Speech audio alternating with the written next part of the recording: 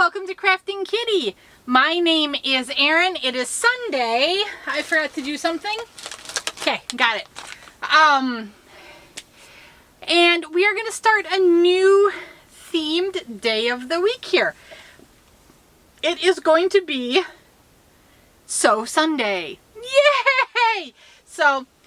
You can't really see it anymore. I've changed where the camera is facing a bit. Behind me is a wall of fabric. Sewing is one of the crafts I very much enjoy and I've gotten away from. Directly behind my tripod is my sewing table, and it became unusable for a long time because of just overflow stuff. Let's be honest. If you're anything like me, your craft room is barely organized chaos, right? I have a relatively, no, let's be honest, there's a pile of stuff over here. It's as good as it's going to get for a while, but I'm very excited to begin sewing things again. I have a lot of fabric, a lot of projects I've been wanting to do, and I think Sew Sunday will help me with that. Now, before we get too far into Sew Sunday, we do have day 5 of my Something Dark and Grim yarn countdown from Yarnaceous Fibers. I've been thinking about it, and I do believe for whatever project I do with this, I'm going to just let fate decide and randomly select the colors. I'm not going to try to like make a fade or match things up. We're going with just random awesomeness. 1, 2, 3. Everything. You can't see. Oh, that's very pretty. So far we've had all tonals, and this one is tonal, and everything has been Sleeping Beauty themed. This is a darker, again a dusty red color, and this one is called Sleeping Beauty Spindle Prick. This is on her Salta fingering, which is 85 superwash merino wool, 15% nylon. Here you go. Sleeping Beauty Spindle Prick. You definitely get the effect of a spindle prick here. I like it. This is pretty. And again, I can see how it works within the palette. So, very cool. Get back in the bag, seal it up, and plop it in the box. Now, what I'm most excited about with Sew Sunday is what I've done just proves that I actually have the sewing table, although not perfect, in working order. My neighbor got some curtains. They had grommets. She was unhappy with the noise of the grommets, asked if I could help out. So I did. I've done 2 of the 4 panels. So basically she wanted me to take it, make a 4 to 5 inch pocket, and then cut off the grommets for her. So that is what I have done. There's my 4-inch pocket. I did use, before I cut the grommets off, I was worried about this fabric fraying, so I folded it over and used about a 1/2 inch of the fabric to create a hem, and then so that should protect the fabric from fraying, and then I could use that to fold over on the inside and give her a nice finish on the inside. See, I don't know if you can see anything there, but there you go. I did discover that the curtains were not square to begin with, which is always surprising when you get a mechanically made item that is just a little off. I was like, yeah. So I measured, I've checked it, and it's not, there's a little bit off, but I would say it's about 1/4 inch, and I don't think it's going to be noticeable once you hang the curtains. So there you go.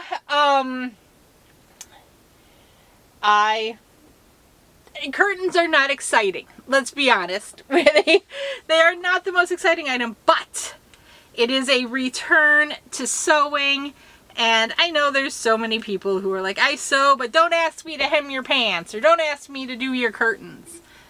I will happily do my neighbor's curtains. She was very concerned, wanted, can I pay you for them? All that. No, they are curtains. They are curtains. It gave me the chance to refresh my needle. I had to refresh my scissors. I had to refresh my rotary cutter. I tried to use my pinking shears on them, which was a stupid move to begin with because it doesn't cut this kind of fabric. And plus, what I was trimming off had interfacing, very thick interfacing in between. So it was not meant for pinking shears. But my rotary cutter with a fresh blade is making good work of it. And like I said, 2 more panels. I plan to finish them as soon as I turn this off. And then from here on out, I hope to have some sewing projects to share with you weekly. Miss Bingo has been begging for me to make her a cooking apron. She loves cooking. Nearly every time she goes to the library, she comes back with a cookbook. We go to Half Price Books, and Chomps goes running off to the young kids. So there's like kids section, and then there's like a step up from the kids section. So he runs off to that. He's reading chapter books now, which I love. And he runs off there. And if I lose sight of Miss Bingo, I know to check the cooking aisle, and she'll be in there looking at cookbooks, trying to pick one. My dad loves it. My dad has always been passionate about cooking. He's collected cookbooks his whole life, so he's sending her cookbooks. I already had a sizable collection of cookbooks. I mean, with my dad. So I enjoy cooking, but my particular passion is baking. So he definitely sent me a lot of baking and dessert and books like that. And we've, just as a family, we've collected other cookbooks. You always get the healthy Mediterranean meals with the best intentions. But she comes back with the cutest things from the library. Right now she has a Pokemon cookbook, and the kids were so excited. They were both at the table. I limited them to 8 bookmarks, and they bookmarked everything they want to make. She multiple times has brought home an American Girl cookbook. Very cute. There was one cookbook that was like cooking with rainbows or something. She really wanted to make a rainbow cheesecake, but it was a freezer cake. A no-bake freezer cake. That one took me nearly 6 hours to make. It was lemon flavored. It was delicious. It just took forever. And then each kid ate a slice and it went bad. But she got to have the fun of it. Of course, she lost interest pretty quickly after we mixed up all the colors. And then that's fine. But she has such an interest with cooking. And it's adorable to see. Whenever we're cooking, she wants to help in the kitchen. I don't know how I got onto cooking from sewing, but I have. Oh, it was the apron. So the apron is actually, I have a pattern and the fabric on top of my table right there, ready to go. Under it, I have a pair of pants. But Chomps has grown. I cut those pants at the end of last school year, and that child has grown substantially during the summer. So I don't know if those are going to become bingo pants or not. I think I've mentioned before, he loves what he calls cozy pants. So he wants joggers. I have a wonderful pattern from Peekaboo Patterns for the Jordan joggers. It goes in sizes newborn up to 12. So you get a PDF, you can print it off. If you're good, you can just pick the pages you need to print to get the sizes. I am not that talented, but I print it once for the size and then I can go crazy. And I'm going to be honest, I just make Chomps' size. The kids are 2 years apart. He is skinny as anything. So pretty much if he grows out of something, it's waist-wise ready for her. And they are both very tall. So yeah, I really only have to make the one size, and I've got a great connection for knit fabrics. He really likes French terry, although for this year he wanted me to get him cotton lycra for his pants, so we'll see if that holds up. But the French terry is fantastic. Mel at Purple Seamstress, fantastic. She does custom printing as well, and I've had her print up a number of custom prints for me, and it's fantastic. I use those to make the kiddos mostly pajamas, but I did get some custom fabric to make Bingo a little twirly dress. So, and I actually have more fabric. I think it was a custom print, but she had extra of. I got it on a steep sale to make Bingo a couple of dresses. One is a Hello Kitty, and she does get proper licensing, so she can sell it. But when you buy it from her, it's not licensed. It's licensed for personal use, not for commercial use, if that makes sense. So she can sell the images, and I can use them to privately make whatever I want for the kiddos. And there you go. Just a little sneak peek into the IP issues of sewing. There's so many issues like that. It's interesting. I quite enjoy delving into it. Just as I enjoy delving in to Sew Sunday. There you go.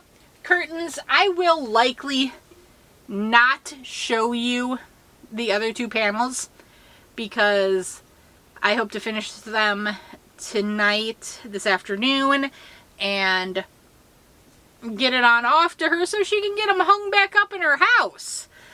It's taken longer than I anticipated, mostly because of the dullness of my tools and the having to sharpen it up. So she definitely needs to get these back as soon as possible. So I need to stop my blibber blabbering and get to work. Okay, I will talk to you later. I've tried to do tutorials on the sewing. The sewing machine is so noisy though that I don't know if that's something I will necessarily pursue. But yeah, my favorite thing to kind of make is tote bags. So I love tote bags and I love quilts.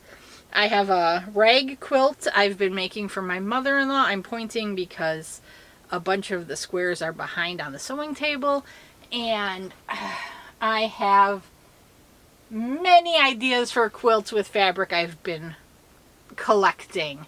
I've got so many. I want to make Christmas quilts. I want to make one that's a blue-silver theme. I want one that's traditional colors. I've got a lot for Halloween blankets. I've got probably enough to do a St. Patrick's Day. I've got enough to do a Valentine's Day. I think that's mainly it. I think so. I mean, I've got lots of red, white, and blue. I could absolutely make some sort of Americana 4th of July situation. But by and large, my favorite quilting cotton to collect is Christmas holiday themed. I love it. It just makes me happy, and why not? Okay, I love you all, and I am going to talk to you later. Oh, you know what I have to start really soon? Lit Knits, that dragon quilt with those panels. Oh, I need to get that going. I've got some very beautiful panels to make multiple dragon quilts. I am so excited. I'm so excited to get going on that. Quilting is that kind of intersection of precision and creativity that I think I like in baking too. Because baking versus cooking. Baking is more chemistry. You have to have the elements right to get the product to come out. Whereas cooking, you know, if you're making a pasta dish, you can fudge a lot. There are things you can do within baking, but you have to have at least the correct ratios to get the effect, to get the rise, to get the texture you want. I just find it fun and amazing. I mean, who amongst our ancestors thought, let's put these together and this will make a cake? Or popovers. Popovers astound me. They're so interesting in how they... Okay, now I really am gonna go. I love you all. Bye-bye.